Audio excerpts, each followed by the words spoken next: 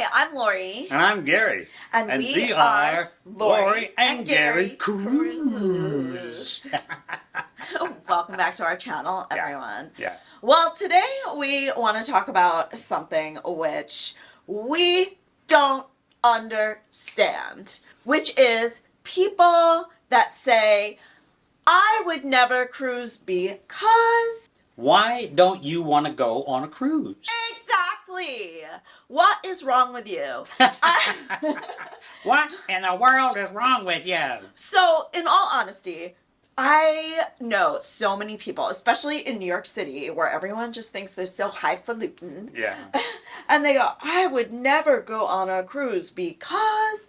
And excuse after excuse after excuse. Exactly. And I just think they don't know what they're talking about. So today we want to go through every single excuse we have ever heard, got it on my phone right here, and break it down as to why it's nonsense. And you're wrong, and you should go on a cruise. Yeah, best vacation there is. So, excuse number one, it'll feel claustrophobic. No, it won't feel claustrophobic because when you get on a ship, it feels like you're in a big city. Exactly. If you're one of those people that tends to feel claustrophobic, obviously you would choose one of the larger cruise ships. I am pretty sure Icon of the Seas is like bigger than the island of Manhattan at this point. I think it holds 8,000 passengers. And it's huge. Imagine that. So, 8,000 passengers. I don't think you're going to feel claustrophobic. No. Maybe on the old tiny ships that used to be overpacked, but on these mega ships today, there's plenty of room. They break up the ship so well. Royal Caribbean has a whole freaking Central Park. Yeah, and I used to be on one of those old ships with the tiny little ships, and I didn't feel claustrophobic at all. Anyway, so I just think that's nonsense. You're not going to feel claustrophobic. Oh. So that gets rid of excuse number one. Excuse number two. Number two, I'll get seasick. You won't get seasick.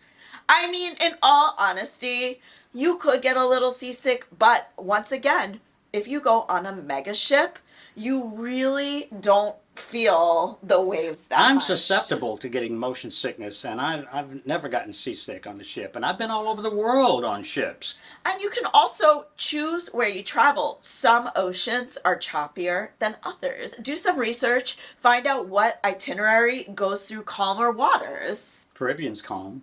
Yeah. Caribbean. All right. Number three. I'll barely get to see any place. You're only in each port for a little bit.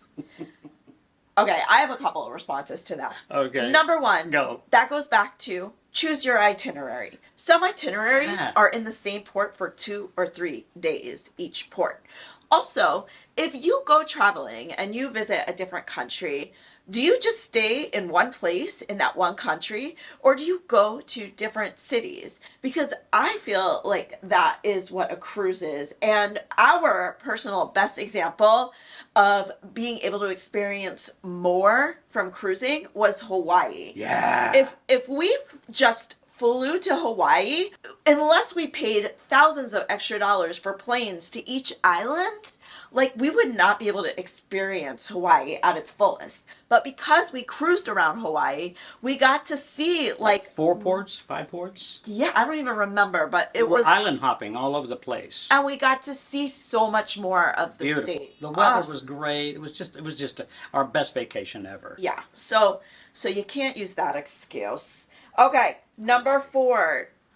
I'll be bored in the middle of the ocean. You won't be bored. There's activities all day and all night long. The mega shows are at night in these big theaters, big musicals, dance shows, singers. It's just comedians. It goes Bingo, on. game shows, Karaoke, which I like to do myself.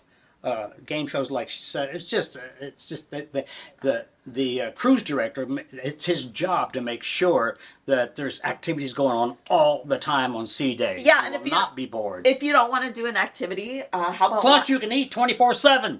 Exactly. Do you ever get bored of the activity of eating? Because I don't. I don't. You can also lay out by the pool. You can also go shopping. Some of the cruise lines have like literal full on shopping malls. And once again, when it comes to entertainment, you can choose different lines if you prefer different things. For example, Royal Caribbean, Norwegian, they're going to have more family friendly entertainment. Lines like Princess or Celebrity might be catered more towards adults. Virgin Cruise Lines, more towards adults. You won't be bored. Just do your research and you will find a cruise with the right entertainment for And the you. entertainment is always good, we have found. Very rarely do we find entertainment that's kind of meh, but the entertainment is always good. They use top-notch people, top-notch entertainers. Number 5, I won't like the food. You will like the food. You will.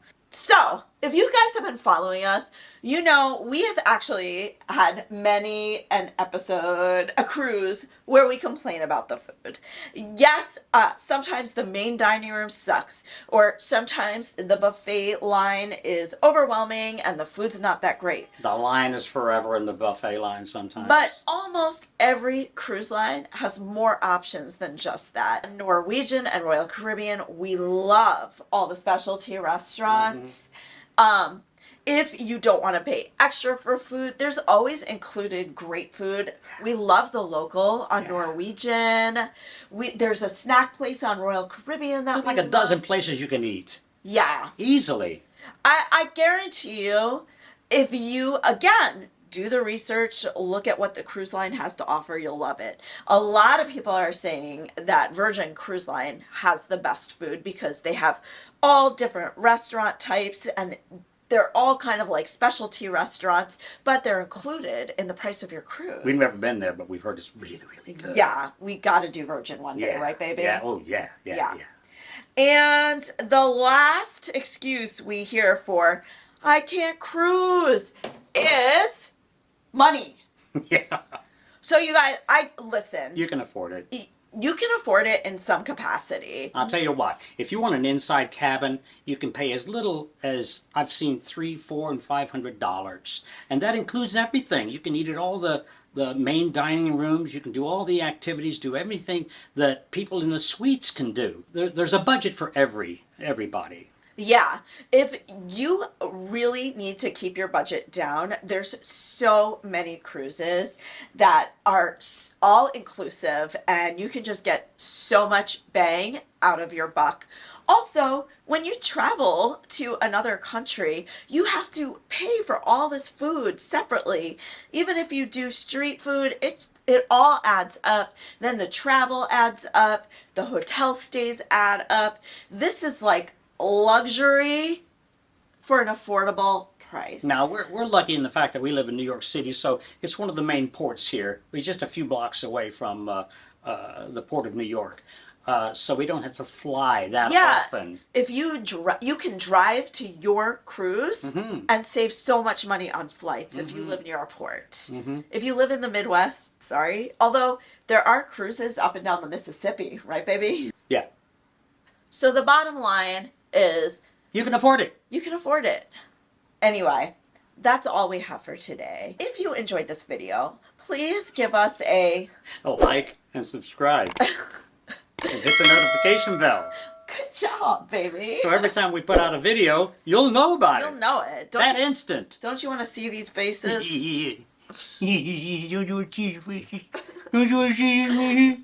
Anyway, also, if you have any comments or want to see us talk about any future cruise information, please let us know. Yeah. We love to hear what you have to say. We'll answer every comment. And by we, he always means. Anyway, that's all for now. Until the next time, I'm Lori. I'm Gary. And we want you to live your best cruise life. Bye, guys. Bye, everyone. Until next time. Mwah.